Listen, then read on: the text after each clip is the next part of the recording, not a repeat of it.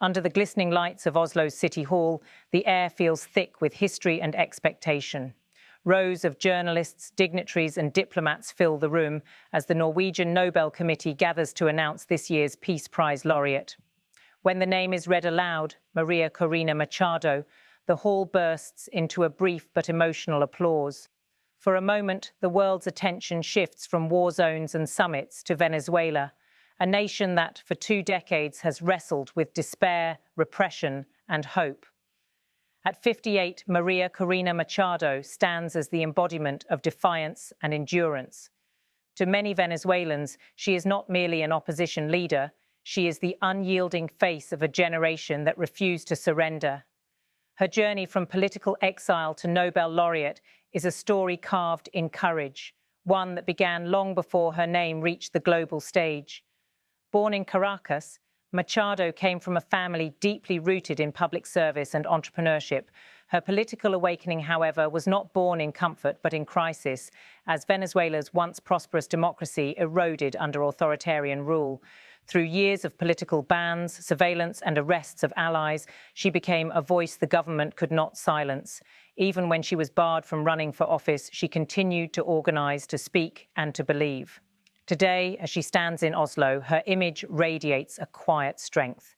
The chairman of the Norwegian Nobel Committee, Jørgen Vatne Fridnes, approaches the microphone and declares, "She receives this prize for her tireless work for the democratic rights of the Venezuelan people and for her struggle for a just and peaceful transition from dictatorship to democracy."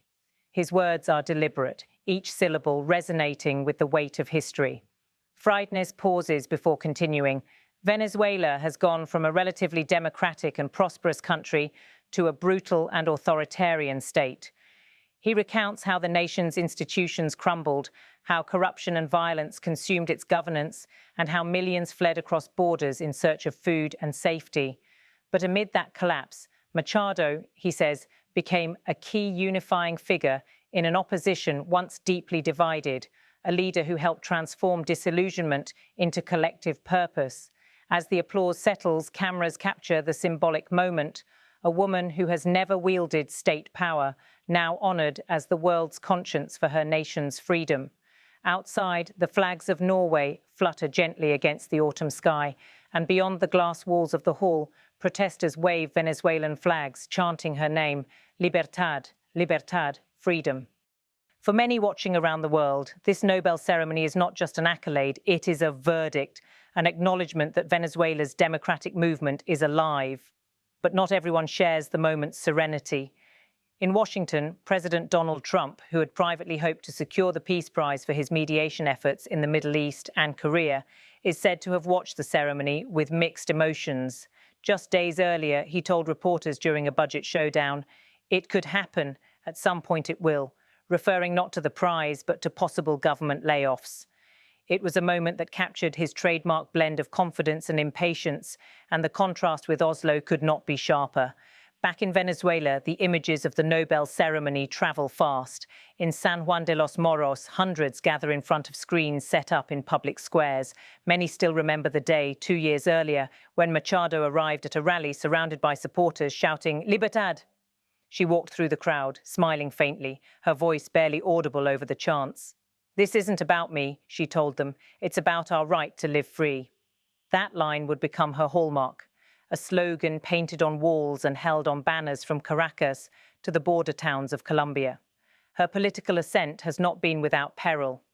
In 2014, she was expelled from the National Assembly for denouncing electoral fraud. In 2015, she was barred from public office. In 2023, she was again disqualified from running for president, a move widely condemned by Western governments as undemocratic. Yet, despite the barriers, she mobilized millions, urging peaceful resistance, urging dialogue, urging the world not to forget Venezuela. When the Nobel Committee cites a peaceful transition from dictatorship to democracy, it is, in essence, acknowledging her long-standing belief in non-violent change. In her speeches, she often invoked Mahatma Gandhi and Václav Havel, figures who stood unarmed against overwhelming power. Her path, she said, was not to fight fire with fire, but with truth and endurance. In Oslo, Friednes reminds the audience that the Nobel Peace Prize has always been a mirror to moral courage, from Martin Luther King Jr. to Malala Yousafzai. Today, he adds, it reflects the courage of the Venezuelan people. His words prompt a standing ovation. Machado bows her head briefly, her hands clasped, tears glimmering in her eyes. The Venezuelan flag, now draped across several seats in the hall, waves faintly as the anthem of Norway begins to play. This is more than ceremony. It is an act of recognition, not just of a woman, but of a nation's long, unyielding struggle to breathe free. Later that evening, Machado speaks to reporters gathered outside the Grand Hotel in Oslo. This honor belongs to every Venezuelan who stood in line for bread, who faced tear gas, who refused to give up, she says, her voice trembling. We have walked through darkness for too long, but this light belongs to all of us. Her words echo through the crowd, which bursts into chants of "Democracia, Democracia." Some wave flags, others hold photographs of family members who fled the country's turmoil. The moment feels both personal and universal, a reminder that peace is not merely the absence of war, but the triumph of justice. Analysts say the Nobel Prize could reshape Venezuela's political landscape.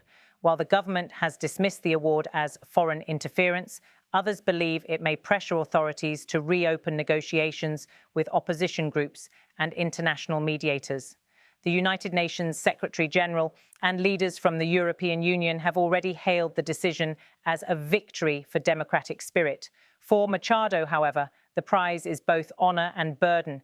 She has always rejected the image of a lone hero, describing herself instead as part of a collective resistance. Courage, she once said, is not born in solitude. It is born when people stand together. Her supporters hope this recognition will galvanize renewed global attention on Venezuela's humanitarian crisis. Where inflation remains among the world's highest, hospitals lack basic medicines, and more than 7 million people have fled since 2015. The Nobel medal, they say, is not just a symbol, it's a call to act. Across social media, hashtags like #MachadoNobel and #Libertad para Venezuela trend worldwide. Latin American leaders, from Brazil's Lula da Silva to Chile's Gabriel Boric, send their congratulations, each emphasizing the broader significance of her recognition. Even in cities like Bogotá, Madrid, and Miami, Venezuelan diaspora communities gather in celebration, lighting candles and singing the national anthem. In Caracas, though, the response is muted. State television makes only a brief mention of the award, calling it a politically motivated gesture. Yet, in whispers and private gatherings, people celebrate quietly, because for many, the Nobel Prize feels like a validation of years of suffering, protest, and perseverance. As the Oslo evening deepens, Machado walks the cobblestone streets toward the Nobel banquet hall. Snow begins to fall lightly, the kind of silent snowfall that seems to sanctify the air. Inside, she's greeted by diplomats, artists, and human rights activists.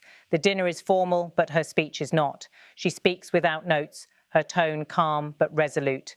I accept this prize, she says, not as a victory, but as a promise that Venezuela will one day return to democracy, and that no regime, however cruel, can extinguish the spirit of its people.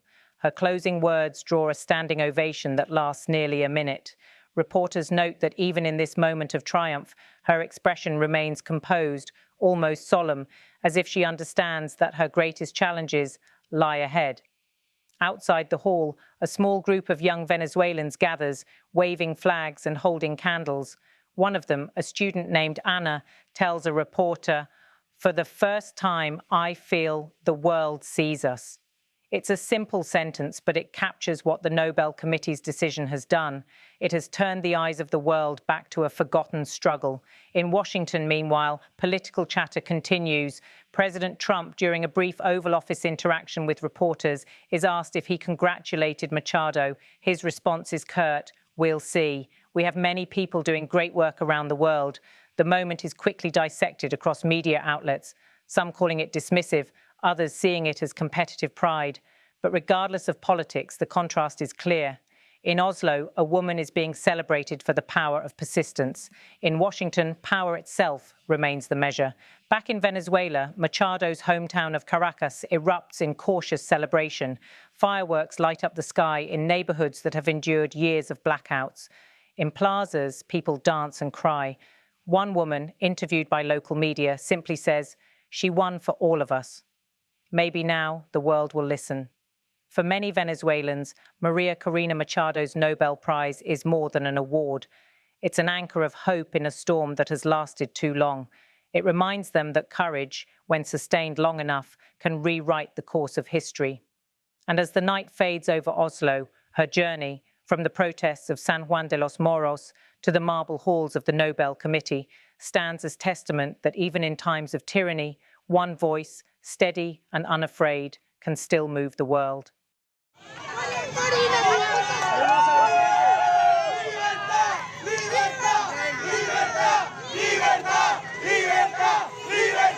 De la ruta electoral. 20 Venezuela se mantiene en la ruta electoral. Ganaremos este año las elecciones. Ahora sí, al coordinador de violencia.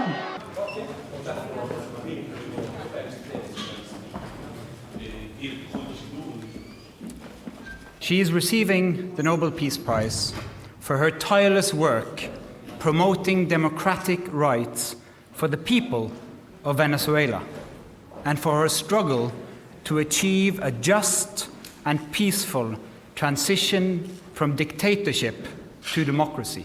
Venezuela has evolved from a relatively democratic and prosperous country to a brutal and authoritarian state. Ms. Machado has been a key unifying figure in a political opposition that was once deeply divided. An opposition that found common ground in the demand for free election and representative government. The government shut down, Mr. President, if the vote today fails in the Senate, will that trigger layoffs? A powerful deal, very, very big deal from the standpoint of minerals and energy. And he was going to importantly bolster the critical supply chains around critical minerals for our country.